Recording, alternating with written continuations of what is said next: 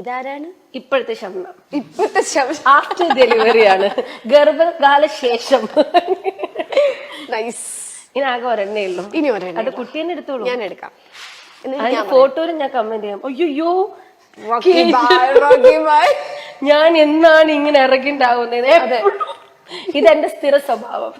Okay, ഇത് നമ്മുടെ question എന്താ ഇത്രേ ഉള്ളൂ. സാധാരണ സ്ത്രീകൾക്ക് ഡെലിവറി ഡേറ്റ് അടുക്കുമ്പോ ടെൻഷനാ അല്ലെ? ആ നമുക്ക് ടെൻഷൻ ഉണ്ടാവും.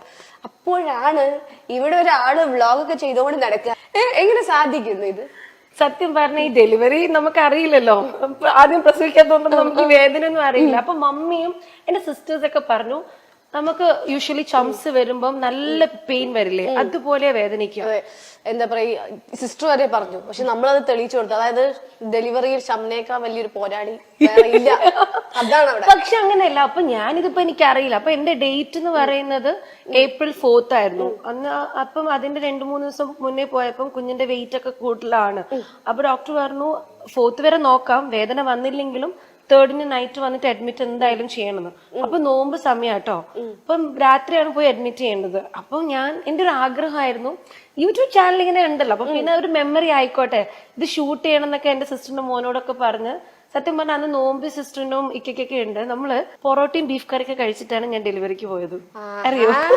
അതൊരു ഭയങ്കര കോമഡി. അന്ന് ഞങ്ങൾ റെസ്റ്റോറന്റിൽ പോയപ്പോ കുറെ പേരുണ്ടായിരുന്നു. അപ്പൊ എല്ലാവരും എന്നാ ഡെലിവറി നമുക്ക് പറയാൻ പറ്റും, ഇപ്പൊ പോവാന്ന് പറയാൻ പറ്റില്ലല്ലോ. ഞാൻ ഇല്ല, അടുത്ത് തന്നെ ഉണ്ട്. ആയല്ലേ, ഡേറ്റ് ആയല്ലേ. അപ്പൊ ഞാൻ പറയും, പഠിച്ചോൻ ഇതിപ്പോ നേരെ ഹോസ്പിറ്റൽ. അവര് നാളെ വിചാരിക്കും. ഫോൺ നോക്കുമ്പോ ഷംന കസിൻ പ്രസവിച്ചേ, ഈ കുട്ടി ഇന്നലെ ബിരിയാണി അവിടെ പൊറോട്ടയും ബീഫ് കറിയും കഴിച്ചോണ്ടിരിക്കും. നമ്മൾ വീട്ടിൽ നിന്ന് ഇറങ്ങി ഫുഡൊക്കെ കഴിച്ച് അപ്പൊ എന്റെ ഇക്ക പറയായിരുന്നു, ഇത് കല്യാണത്തിന് പോകുന്ന പോലെയുള്ള ഡെലിവറിക്ക് പോണേ. പേടിയൊന്നുമില്ല. എനിക്കറിയില്ലല്ലോ, അങ്ങനെ നമ്മളങ്ങനെ ഇത്രയും പ്രതീക്ഷിക്കുന്നില്ലല്ലോ.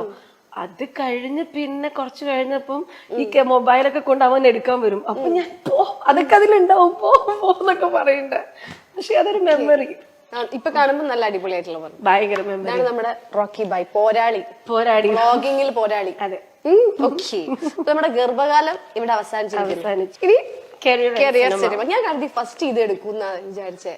ഇതെല്ലാരും എന്റെ ഇന്റർവ്യൂസിൽ എല്ലാരും കരിയറും സിനിമയാണല്ലോ. ഇപ്പം എന്റെ വിശേഷങ്ങൾ കല്യാണവും കുട്ടിയൊക്കെ അല്ല. അപ്പം അതാവട്ടെ പ്രയോറിറ്റി ഫസ്റ്റ്. അതെ, ചിലര് പറയാ എന്റെ എപ്പോഴും കരിയർ സിനിമയാണ്, അപ്പൊ അതെടുക്കാം ഇതെന്നൊക്കെ വിചാരിച്ചു. പക്ഷെ എന്റെ എല്ലാ എന്താ പറയാ, ഓരോ ടൈമിലും നമ്മുടെ പ്രയോറിറ്റീസ് മാറണം. എന്ന് വെച്ച് കഴിഞ്ഞാൽ നമ്മൾ സ്റ്റാർട്ട് ചെയ്യുമ്പോൾ ഒബ്വിയസ്ലി നമ്മുടെ വർക്കും എല്ലാം ഇമ്പോർട്ടന്റ് ആണ്.